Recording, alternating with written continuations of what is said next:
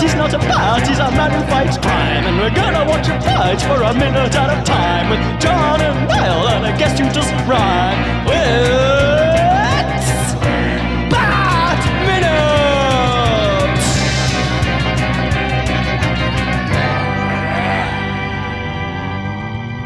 Attention, citizens of fair Gotham, and welcome to Bat Minute of the Phantasm, the show that smashes through the obstacles standing in our way of cracking the case of Mask of the Phantasm. I am one of your hosts, John Parker. And here, flailing in fury after each minute of this movie, it's me, Niall McGowan. That's just you generally, like day to day, I think. Yeah. Like I'm so flailing in fury all the time too. I've discovered recently I've got a cracked tooth from gritting my teeth at night. Oh, yeah, you have to do the mouth guard. I've got to do that, and also apparently it's cracked so far up into the gum. The guy was like, you're gonna have to get that removed, basically. No. So I'm gonna be a toothless wonder, Gummy Joe. You can change my name to. Well, that's quite horrific, but not horrific is the wonderful duo joining us here, great podcasters. We are joined by Courtney and Simon from 60 Seconds to Comply. I live. Thanks for having us. Barely. Yeah. Still ticking. For us both. Yeah. We've lost some body parts or had things inserted in steel bits and pieces. We've been augmented. I mean, we told you there'd be some consequences to talking about Batman and Robin. Yeah. I mean, like, you should know when we were getting into That was the downfall right there. Well, I would have thought we cursed ourselves with Robocop, because I didn't think I was going to have steel parts put into my body against my will. That was a surprise. Oh, it was like fate. Yeah, it was destiny. But also, You were in hospital where they put like little party hats on you New Year's Eve, and you wake up occasionally going like, "What the hell's up?" Well, see, I don't even remember the week I was in hospital, so it could have happened. I don't know. oh my God, we are joined by the world's first Robopod Caster. Yeah. That doesn't work. Yes. I just realised all that talk about Robo Beans has probably come back to haunt me because I had a toe amputated. Yeah. Oh no! So yeah, we've both been in hospital. That's why the show's on the hiatus. Oh bloody hell! I thought I was bad. All I've done is sprain my ankle. Jesus Christ! Nah. I was like, I'm fine, but then I had that whole business with the tooth. We're all falling apart over here. That's what Yeah, happens when you basically. get old. You know. Yeah. You get past 30 and it's all downhill from here. I'm past 40, so I'm just dead. I'm just dead. You know, just bury me. Well, that means that because we're not at minute 30, we're still on the upward swing of this movie, right? We're on minute 13, and the minute starts with the destruction of swag, and it ends with ACAB. particularly the cops in that car. Well, particularly one cop in that car. But anyway. Is that supposed to be Harvey Bullock, or because I always thought that was supposed to be Harvey Bullock? Oh, it's 100% Bullock. Oh yeah, definitely, yeah. I was surprised to learn that he's been around since 1974, because I thought, like Renee Montoya, that he was an original character for Batman the Animated Series. Yeah. But no, he's been around for quite some time. I think they're kind of channeling him in Eckhart in '89. Like Eckhart's kind of a mixture of Flash from year one and also Harvey. He kind of acts like Harvey Bullock, but he acts like Flash, but he looks like Harvey Bullock. Eckhart, I think, is the kind of combo they're going for there. But although weird note about Eckhart coming up later in the week too. And then Harvey Dent is played by Aaron Eckhart, so it's all connected. Yeah, Everything, it is, baby. Yes. Still, since the release of The Dark Knight, always tempted to say the name Harvey, like Harvey. That's Heath Ledger's Make it a legacy. mouthful, Is just... yeah. But no, it's definitely Bullock, because even in the novelization, they have a whole thing about it's specifically his first day. And it's like, his first day is Batman's first day as well. It's like, it's a bit too, like, coincidental. It's like, I don't mind him being there, but the fact that it's, like, literally both of their first nights out, it's kind of like... It's meant to be like poetry, man. Parallel. Yeah. It rhymes. Yeah. Yeah. it's never specifically said that's Bruce's like first time. I think it's it's implied, but it's like he's already kind of.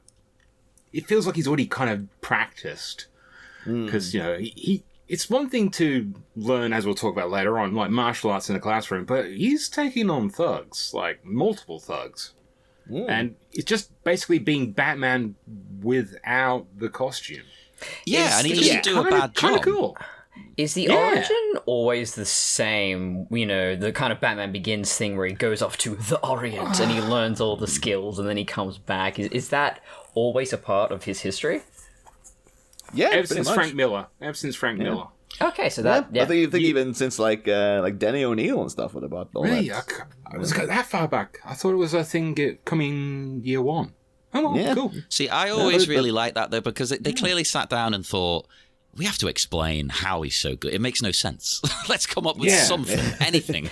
No, he's like Jesus, where you know how he was born and the tragedy of his parents, and then you don't know anything for about 20 odd years. Then he comes back to 30-year-old. No one ever complains about the plot gaps in the New Testament. Of like, he just goes away for a while and then comes back. And is like, hey, I'm ready to roll. Guess who's back in town? Jesus was a thief. He got interned with the Guild of Assassins.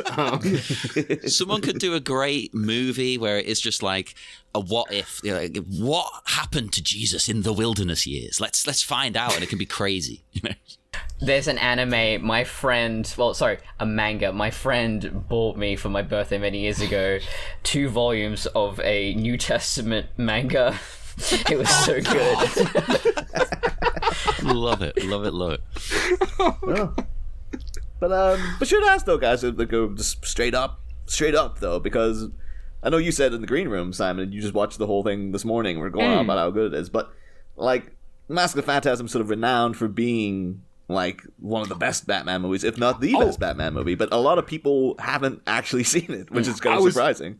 I was literally going to say the phrase, "This is the best Batman movie you've never seen." Yeah. So I was going to ask, like, what's your history with like both the movie and the animated series? Because I know everybody's kind of seen the animated series, but not a lot of people have seen the movie and stuff. So what's your history there?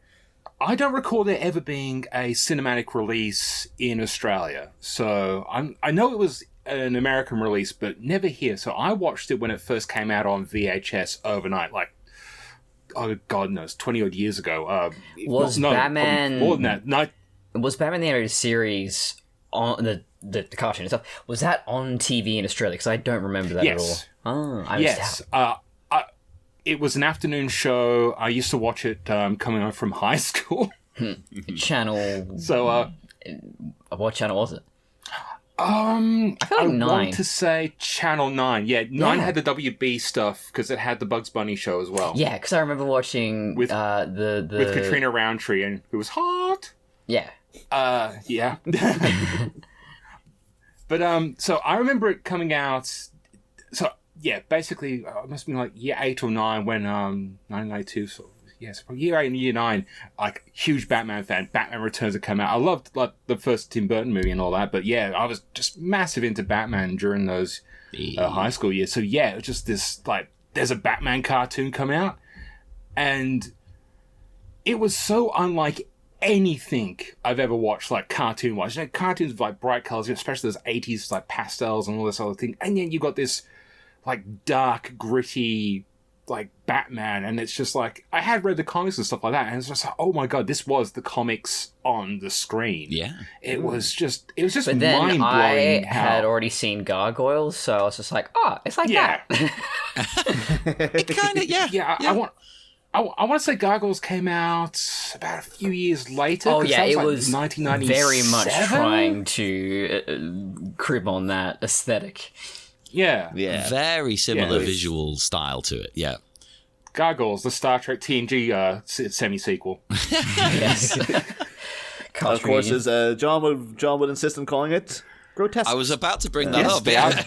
They are grotesques. Yeah. They are not gargoyles. They do not have waters pouring out of their mouths. They are grotesques. So get it right. Which is a better name. So when I was... I think I did watch Batman the Animated Series in my teens, so I guess Simon and I have very similar high school experiences. No friends, but we had Batman.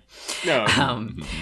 But I was big into the comic book community. I was on LiveJournal, Scans Daily. I don't know if anyone remembers that. Oh. And, well, you missed out. It was pretty great.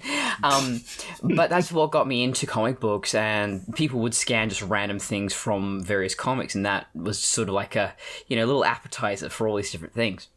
And everyone was singing the praises of Batman the Animated Series. They go, well, if you like Batman, you really got to watch this. And this is, back in the day before streaming, really. So my only option was to buy the DVD box sets, which weren't available in Australia. I had to get them through Amazon, and I was only like 14 or 15, so I had to get my mum to buy it with her credit card. And apparently the seller was a scammer because they never arrived. And I hope my mum got a refund on that. But I did eventually get those box set DVDs. I don't know where I got them from, but that opened up a whole new world for me. And I think my middle brother still has those very box sets. But yeah, that launched an obsession.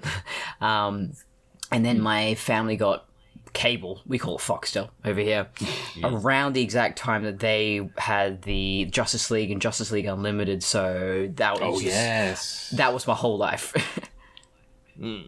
What about the movie though, series. Courtney? Like when did you actually see Mask of the Phantasm? So Mask of the Phantasm was probably after I'd finished just marathoning through the animated series, and didn't leave much of an impression on me at the time. I just didn't really know what to make of it. I wasn't mature enough to really understand what it was. I found it quite boring. I went, well, so is it a Joker thing or is it not a Joker thing? And who is the Phantasm? And I was dumb. I didn't even connect that Andrea was the Phantasm. I'm still that dumb though, because it'd be like at the end, like, what? And Andrea Beaumont, why are you dressed as the Phantasm? Because she is the Phantasm. So dumb. But yeah, I didn't see the twist coming where Walter and David in Alien Covenant switch places. I'm just I'm very slow. I don't know. So anyway, watching Ridley Scott's like, I got one. Yeah, yeah.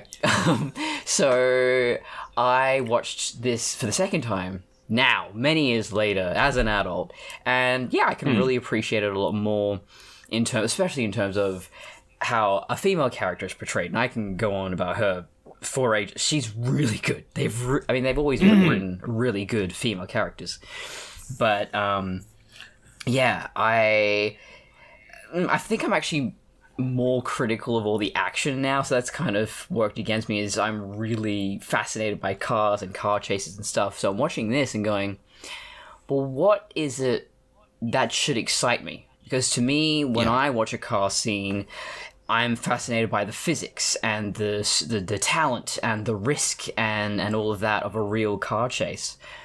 And it's the same thing with, well, especially the later Fast and the Furious movies, where it's just a CGI fest. I go, well, they're just cartoons. You could do anything.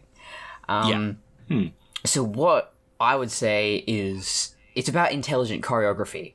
It's about the inventive moves that tell the story, and it's all about the pacing. So it's not so much about the stunts or the talent or the risk of, but it should, ideally, move the story forward. And yeah, I think this scene, it's not overly complex, but it does serve that function of pushing the story forward. Actually, my favorite action scene in this movie would probably be with the bikers, because that's good. Great choreography. There's a clear sense of stakes. He's revealing an aspect of himself. Batman is revealing an aspect of himself to Andrea, so it's doing everything it needs to do all in one, well, relatively dialogueless scene. It's a very tightly written movie in that regard. There's not really much wasted space. Almost every scene has a purpose. It expands the narrative, or like it's doing things like it's exploring Bruce's past in a way we've never seen before. And that's actually one of the things I think is great about this movie, is that we don't get this idea of who Bruce was before the Batman in a lot of things. We might see sneak peeks of it. But this one is really this idea of, what if Bruce didn't become Batman? And all this is one of those scenes why this section's like really intriguing as well, because it's this idea of, we know what happened, but what are those steps and what was that choice? And and regrettably the choice that was taken away from him, and it's gut wrenching at times. This is a phenomenally great film. A lot of people compare it to a film noir, and I think that's spot on. The pacing. Yes. I've been watching a lot of older movies from about the 40s or 50s, and it's bang on. Just like if you made this black and white, you would believe it had been made from that era. The style of voice acting, the cinematography, the style of animation, the aesthetics, everything is just so perfectly 1940s. Well, now I want to see a black and white version, like a fan edit, where they change the contrast and all kinds of stuff. Mask of the Phantasm, blood and chrome. Yeah. I was just thinking that. Let's do it. Although that's a thing, though, because they do, like, because obviously I've been watching listening to a lot of interviews with, like, everybody involved with it. And, like, one of the big emphatic things they say that makes this different is that Andrea Romano, who's the voice director, who directed, like, every episode had different directors and stuff. And I keep trying not to say Andrea Romano instead of Andrea Bowman. But yeah, they had the nod. No, it definitely was. Yeah. But yeah, they always emphasize because she was an actor first. She really emphasized the importance of being in the room. So she directed each episode as if it was a 1940s radio serial. Oh, I love that. And everybody was in the room all the time. Yeah. So, and they always got really excited because, like, they didn't know who was coming in. So one day you come in and it's like, Ed Asner's here. Like, I had no idea. The next week you come in and it's like, friggin', oh my God, it's, what's his face from so-and-so and things like that. So yeah, I wish they could do that more. And, I mean, there's a lot of other things that I watch or play or whatever. And you just go, but if those two could actually be in the room and play off each other, you get some wonderful things. One example of where they actually, in very unconventionally, decided to put two actors together was Road to El Dorado. That's not normal for those sorts of movies. That's DreamWorks. They didn't tend to record in the same room, but it was, Kenneth Branagh and no idea. I haven't seen that in so long. I can't remember. So good. But a lot of that stuff was improvised. And I will just look that up now because I feel bad that I don't remember his name. Kevin Kline. There we go. Kevin Kline and Kenneth Branagh. And a lot of that stuff was just the two of them playing around. Well, I think it was even weird back then. 'Cause they used to do voice recording, obviously your studio. Nowadays it's all remote, home-based studio stuff, logistics and, actors can be anywhere and all that type of stuff. But I believe, like, even as far back as this being made, it was considered to be a weird thing because I think they just started phasing all that stuff out. They just got actors in to record and leave. But I know that, like, Mark Hamill and Kevin Conroy loved working with the other actors and bouncing off them, especially bouncing off each other. And you see those actors, like, together, RSVP to Kevin Conroy, sadly. But you'd see photos of those guys together, and they all were like bloody family, and they're all laughing and carrying on, and it was amazing to watch. Yeah, whereas you look at... I've been looking at a lot of anime or Metal Gear, the video games, and people occasionally ask, so did you get to improvise anything? It's like, no, it's very rigidly translated. You can't change things to sound more natural, because if you even change one word, then they have to call Japan, and then a bunch of people have to conference each other and go, well, can we change these two words or whatever? And then come back and go, okay, you can just... That's a specific thing Kevin Conroy gives out about because this was his first ever voice acting role. Like, he was complete novice to the whole process. And so he thought for, like, decades that's the way voice acting worked. It's like you sat in a room with everyone and played off each other. Yeah. And then he says, like, doing Arkham Knight in particular was like, it took 2 years to complete. And I said 37,000 lines in it. And all it was like I would just sit in the booth by myself and they'd go, say this, and I'd say it. And then I'd go, say it with a bit more irony. And he'd do that. And he's like, say it with a bit more irony, but with like a little bit of honey at the end.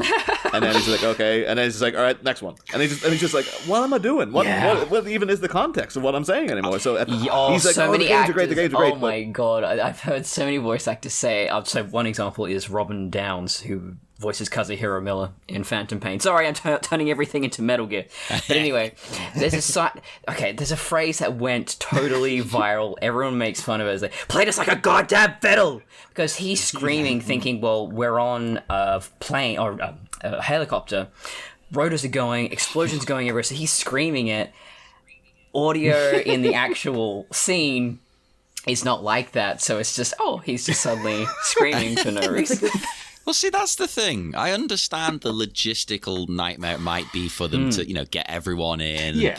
I get it. I do. But if you can do that, it's going to bring a better product.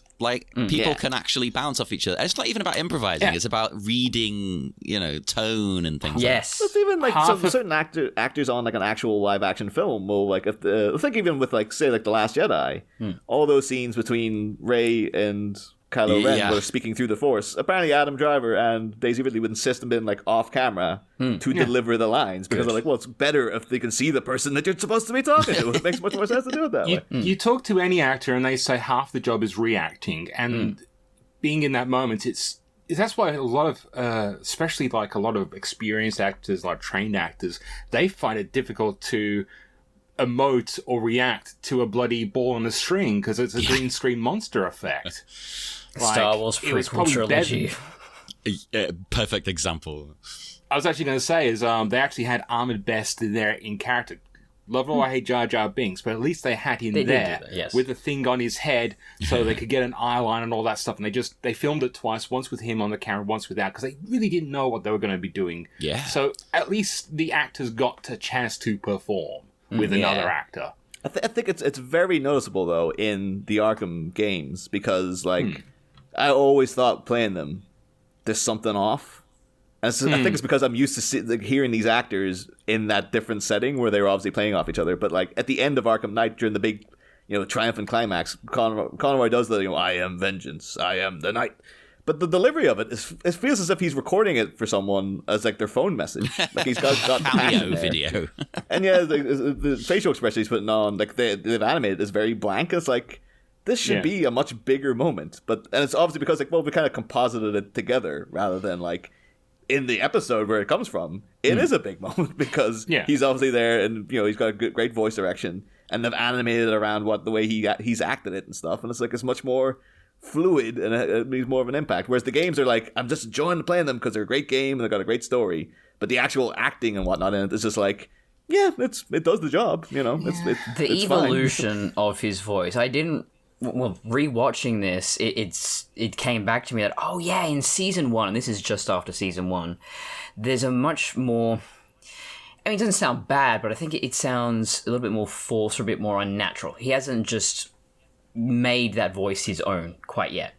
But what Kevin does with, Bruce Wayne is really pushed up here and it's quite youthful and then when it's, I am vengeance, I am the night, really forcing it. But then by the time he gets to about Justice League, the real bassy Batman voice is just, it seems instinct, second nature to him by that point. Yeah, it's weird that we've talked about so much voice acting in 2 minutes where there's virtually no voice acting. I think that's probably a bit of why, because action scenes are always hard to talk about. But we'll try. Yes. But he's here. We've talked about him being on the cusp of being Batman and stuff. He's pursuing the criminal who's escaping in the truck. And my first thought was, I do have some notes about vehicles, so just so brilliant! No, do bring that up in a sec. Yeah, hell yeah. But this guy was in such a rush. He hasn't closed the back of the truck. And I was thinking two things. First off, this is an obvious jumping on point for our hero, so you're a fool. The guy pursuing you is going to jump on the back of your truck. But also, he's losing loads of the goods they were there to steal. So at this point, is he just trying to escape? What I thought he was still trying to get off, pull off the job. I think he is probably just trying to escape, but he's maybe if 2 or 3 boxes stay in there, I guess I'm good. Better than none. Get what you can. But it's weird then when we not to jump ahead too far, but in minute 3 when Bruce is the plan is working. It's so you destroyed a truck, you destroyed a police car, and you wrecked everything you were trying to recover. There's no way any of those live, laugh, love signs or lamps or whatever the hell, the VCRs and stuff in the back. The DVD players from the first Fast and the Furious movie. There's a lot of property destruction when he's at his Batman side, I guess. SpaghettiOs. If only Kevin Smith was writing before this movie was made, because then he would have just and I pissed myself. That's the thing. Anytime Kevin Smith says anything about Batman, I think he was quite snooty about the new movie. And he's like, yeah, I don't really get why people... Yeah, he didn't seem to really like it. And I was just like, you can never say a goddamn thing about Batman, Kevin Smith, because you had him pissing himself and then making a tit of himself around Sylvia. Like, you don't know anything about this character. I know you got several podcasts named after it. That's what fascinates me about fandom, is that you can be so devoted to something and not understand the basics. And I'm doing a Metal Gear podcast, so that's why I keep bringing it. I've done a lot of... I've gone undercover. I've gone stealth into the fandom. I've gotten a lot of Reddit karma within this community. You know, I'm really... Like, they don't know I'm a spy. But, yeah. Metal Gear what? Yeah. So your avatar is just a box. Yeah. But... it's for something that is highly political and in talking about real-world history and politics, so many players can't comprehend any of that. They just take it at face value. And it's the same thing with superheroes where they go, well, you know, it should be all gritty and badass, and I'm not thinking about real-world politics or how fascist this kind of is. And leave politics out of it. Politics didn't exist in comics until 2016, don't you know? I mean... Captain America punched Hitler, but that wasn't political. So it's one of those things where I got a movie, but it was a box office bomb. Because nobody knew it existed. Like, the marketing was terrible, and people kind of went, "Oh, it's a cartoon." I think they really dismissed it. Like, I think they rushed the apparently the marketing was rushed. There was literally like a couple of weeks. They're like, "Oh Christ, we better promote that thing." This movie and then when it wasn't like a smash the first weekend, they're like, "Oh, it's dead. Get rid of it." Don't get me started on how the West treats animation. Is this is what, you know, Japan has the right idea. Anything can be animated, and there's nothing wrong with that. It's not a lesser medium. No, I mean, one of my favourite movies, which I can hardly ever watch, is Grave of the Fireflies, the Studio Ghibli film. Love it. It's art, you know? Yeah. Although I think that if you hear people talking about who did see this in the theaters, they're all like, yeah, I saw it that one weekend that was on. Like, it seems to have the vibes. Like, it was there, and then it was... And I have to say, though, too, like, the poster for the movie, I don't like. So if that is the marketing, I was like, well, yeah, I wouldn't be like, oh, I gotta see that. I like it. I'm surprised. I've always been fond of it. No, I just think it's weird because the fact it's got the bright, like, blue sky on, it's like, that's not conducive to Batman. It's not enough black. It's more black. But it's the silhouettes and... Yeah, but I'm sure there's just that color scheme. It's just like, well, so you're making me think of like the Warner Brothers logo that opens the movie. It's like this nice sky blue, and it's just like, well, that's not, you know, if they did it the red the way they usually do, it's like, oh, maybe I could get on board with that. But I just think it's the pose Batman's doing is very weird. It was kind of like he's that is a bit weird. And it's just I get that it's like, oh yeah, so it's kind of making up the mask of the Phantasm is coming together into the shape of the Bat, but it's also like I just think it's a bit like. Maybe you could have. I saw a better one. I don't know if I can share that in the chat. I think since then there's been loads of like fan ones that are like that would have been amazing, but there's a lot from Bruce Timm actually. He did a bunch of pitch ones, but they're all very like they're good, but again they're very like I guess that might just be maybe the thought of look a bit generic or something. Oh no, this is much more what you would like, Niall. Color scheme, visual language, symbolism, But then people might think like, is this Batman Quantum Mania? Why is he so small? People can't see it. A lot of these nerds like us don't have the mind to actually think outside of the box and be like, well, it's not literal, man. It's not literal. Well, some people might be going like, I want to see. Obviously, people listening to this can't see the poster. It's basically, it's the Phantasm holding her hook up. And like a miniature Batman, like perched on top of it, he's not each other. Small. He's just very far away. But yeah, imagine maybe people going, it's like, oh, this must be like about a giant, giant villain that comes to Gotham. And people probably thought this episode was about minute 13, and we've barely talked about it, but I don't care. Okay, yes. So my bloody notes. So cars and animation I'm quite fascinated by because obviously they have to use some kind of reference, but where do they deviate or do they not deviate at all? And they've just basically, you know, rubbed the badges off. But I kind of had to do a bit of detective work here. This is obviously set somewhere in the 30s or 40s. Okay, narrows it down. Now, vehicles really didn't travel internationally quite the same way they do now. So a lot of things were manufactured domestically. So you're probably looking at American car brands. I'm going to say, I'm not biased here, but, Pontiac and Studebaker are probably candidates because I love those brands. But, what this put into context for me was this period, so probably from like 1900 to 1950, you see this move from carriages, basically. The very first generation of automobiles. The horseless carriages, they don't really have the same... They're not completely sealed off. There's a canopy, maybe. Very boxy. And there's the 2 floating headlights detached from the body. That would not change. I mean, the 20s, 30s, you're getting a little bit curvier. So 30s and 40s, as you're seeing here in this movie, very curvy, and yet they still have those detached headlights. I love that. That just it's so evocative of a certain period, and I don't know. I tried to look into it, but I think they're detached because it's just easier to replace the globes or whatever it is they have inside. Because the globes are actually standardized. The actual globes were standardized.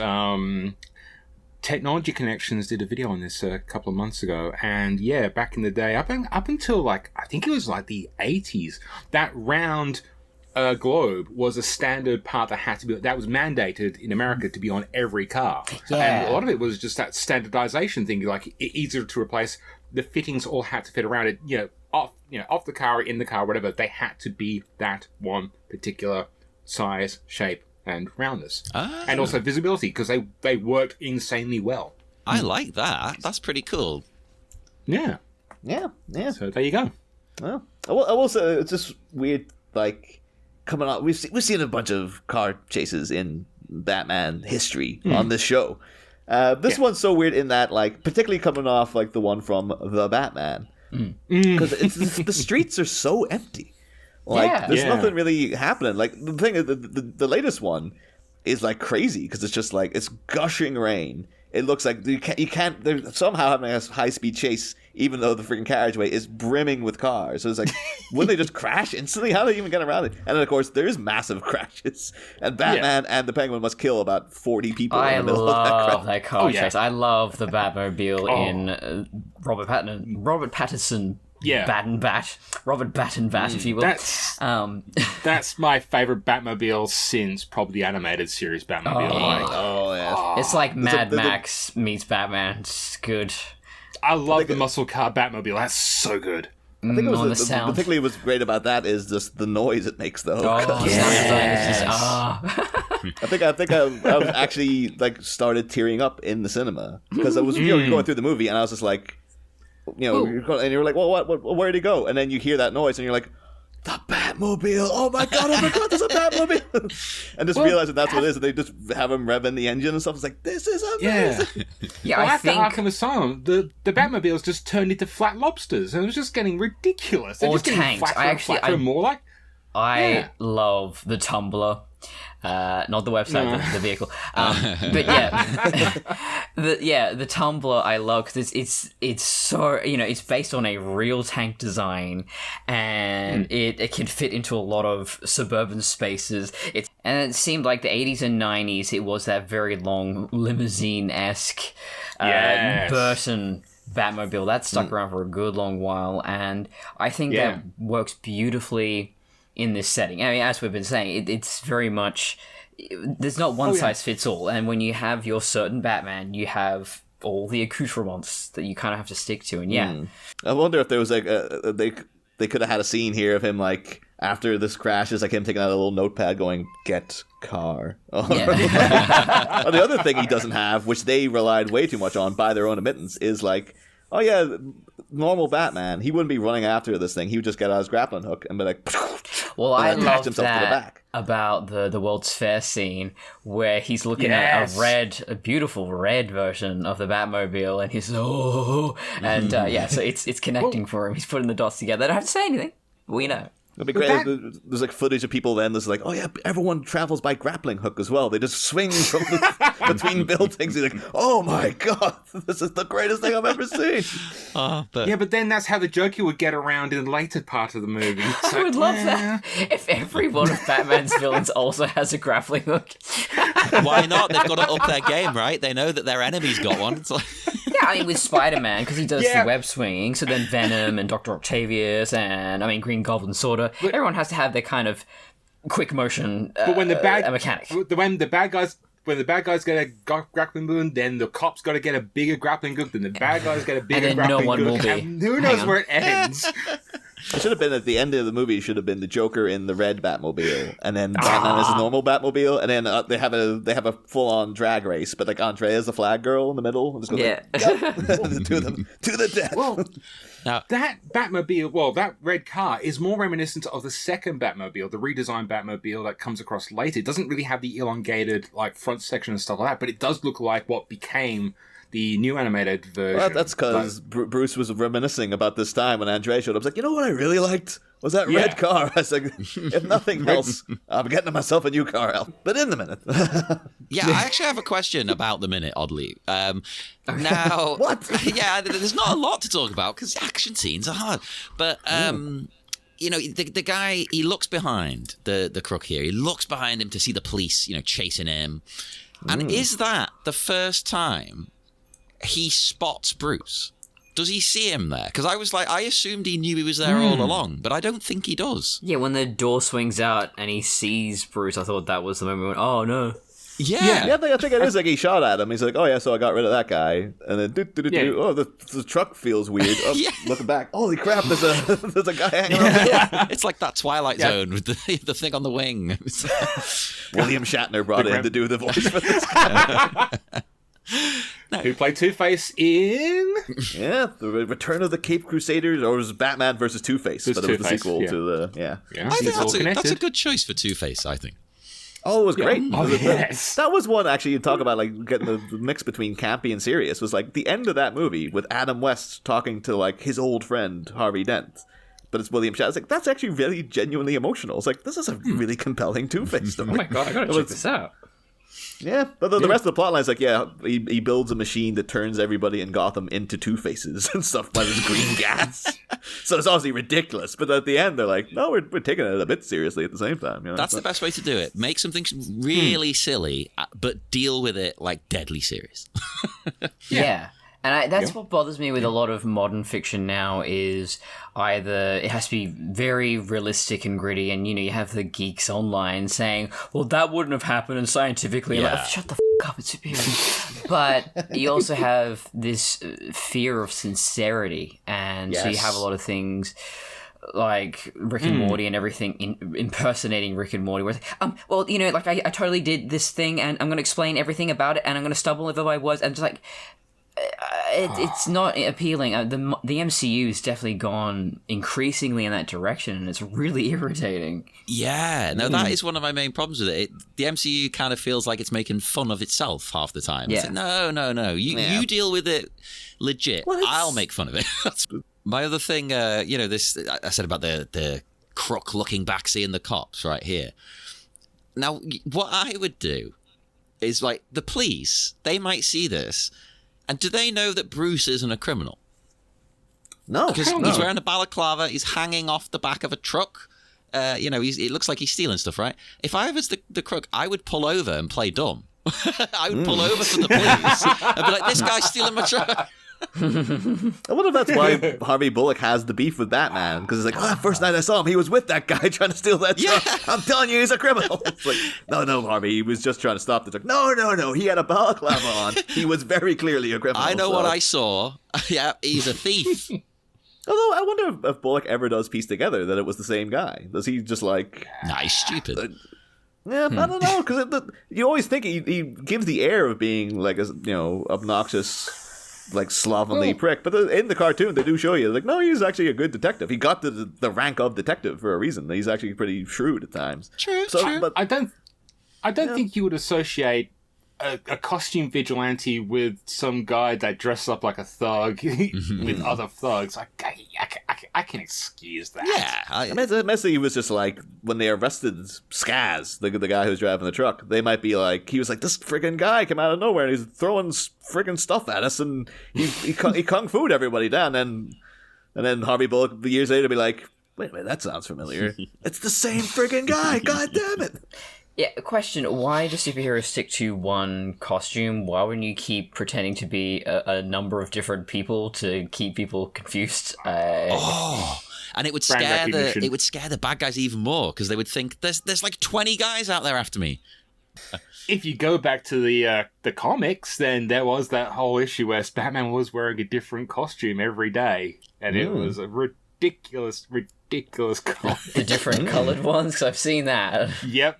Yeah. I love it. At the end, though, you find out it's because someone's directly threatened Robin, so he's like, I'm making myself more ostentatious, so they'll go for me instead. No, Robin got injured, and he couldn't put so he was hobbling and stuff like that, so he was just drawing the attention away from Robin. So it's like, So you can just let him stay home for a bit, Batman. It's like, no. Get out in the streets, but I'll wear this outfit so people don't. And then, of course, there is the 1001 variant Batman figures, all with a weird costume. So, yeah. And then Batman, the Lego Batman movie, another potential minute by minute. You've got the whole, wall of costumes. No, I'll just mention, though, quickly there, because I do love it. That, of course, is Harvey Bullock.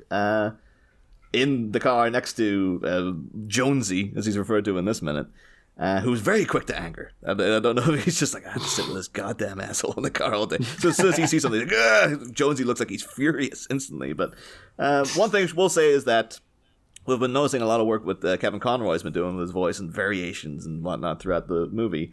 But of course, Harvey Bullock in the animated series, iconically played by Robert Costanzo. The Seinfeld fan of me keeps wanting to say Costanzo. It was like an instantly recognizable voice. It's so synonymous with that part for me that even when I see him in things, I don't recognize his face a lot of the time. As soon as I hear the voice, I'm like, it's Harvey Bullock. And they brought him out of retirement to do Arkham Origins. There's one scene, and then they have a guy show up, and he's like, "That's Bullock. I know the voice because I've got that voice seared into my friggin' eardrums at this point." But when he sees something, though, he does a little a higher lilt of Jonesy, there, he's trying to be like, "Oh, it's like childhood Bullock or something." Where it's like he still looks like he's about 40 years old, man. But he was born 40 years old. But Robert Costanzo, though, won't go in too deep on his career, but he's a guy you've definitely seen this guy around. Because, one, he's grappled with Mr. Freeze himself. He's in Total Recall. He's the guy in the beginning of Total Recall when, Arnie's doing pneumatic drill. He's like, have you had a recall? Rico. That guy, yeah. And it turns out, he's like, oh, don't go there. A friend of mine went. They lobotomized them and stuff. And then later on, you find out that he's a traitor, or it depends on what you're reading of Total Recall is, but he does betray Arnie at one point. Yeah, he's definitely one of those guys in Hollywood. Yeah, gets his windpipe crushed by Arnold Schwarzenegger by his foot, just stomps on his neck until he's dead. And then Courtney showed up. I think his first role was in Dog Day Afternoon. He's in the Attica scene, but he doesn't have any lines. And then his first speaking role is against John Travolta in Saturday Night Live. He's in not Saturday Night Live, Saturday Night Fever. I was thinking, what? Saturday Night Live, Costanza. I've got mixed up all over the place here. But he goes in, he's just like, Travolta just has a little bit with him where he's like, how many paintbrushes you need, how much painting are you doing? He's like, well, after this room and that next room, I'm going to paint my wife's ass. I'm going to paint it purple. And Travolta's just like, well, what color is it now? He's like, you asking about my wife's ass? And then Travolta's like, you brought it up first. And then Costanzo goes into kind of like, you know what? It's got no color. It's just got vertical stripes. And he just kind of gives him a little pat. It's just that instantaneous New York thing of like, what do you say to me? You're all right. It's a bit like Liverpool, that. I run into people like that all the time. Yeah. But then, of course, most famously, I was going to bring this into a beautifully tied together. Everything's connected. Because what most famously he would have played, he's the cop in Die Hard 2. who tows McClane's car at the start. And he's just around for the rest of the movie, playing a very Harvey Bullock-esque grumpy cop asshole character for the majority of the movie. And then he played Joey Tribbiani's dad in Friends, which is, I think he only features in one episode. And then I've seen interviews with him where he says he was in episodes of Joey that never aired because it got cancelled. I forgot that. And he's like, I would have been a series regular on Joey. But there's one episode where you find out Joey's dad is Harvey Bullock, basically. And of course, when he sees Batman, a proto-Batman, hanging off the door, he does a classic spit take. But I did note that I've looked into the history of the spit take because I think can it be tracked to an origin? And it is commonly attributed to Danny Thomas, who Danny Thomas was the star of The Danny Thomas Show. And it's just like a nightclub comedian made good. Back in the day when you're just like, some ugly schlub who's a bit funny can just get his own TV show. And then they turn out to be like, So the 90s. Yeah. Well, maybe that's what they're trying to get back to. But yeah, Danny Thomas, apparently he used to do a famous spit take on The Danny Thomas Show. That was kind of his thing. Although people have noted that Ricky Ricardo actually did an I Love Lucy before he did. And of course, Lucy was recently played by Nicole Kidman in a movie. Of course, Nicole Kidman was in Batman Forever. But that's not it, because Danny Thomas, the guy who did the spit take, was the father of Marlo Thomas, the star of That Girl, and she also played Rachel's mother in a little show called Friends. So everything's connected. Yep. And that's the perfect way to go out for this one. Yes. We will head off into the dark, dark night. Would our guests like to promote anything you've got coming up, or we've already mentioned 60 Seconds to Comply, but you can plug that. Yeah, hopefully we can finish that soon. But coming out soon-ish is Metal Girl Solid, one woman's journey into a franchise she knows nothing about. My co-host is Phil from The Matrix Minute, and we're going through all of the Metal Gear games in chronological order in the world of... It's hard to explain. So the games weren't released in order of the story, so I'm playing them somewhere in the middle and then working my way out from there. So we're starting with Snake Eater, and we basically go through an hour of gameplay per episode, and it's a lot of research, it's a lot of work, so hopefully we can share that with you soon.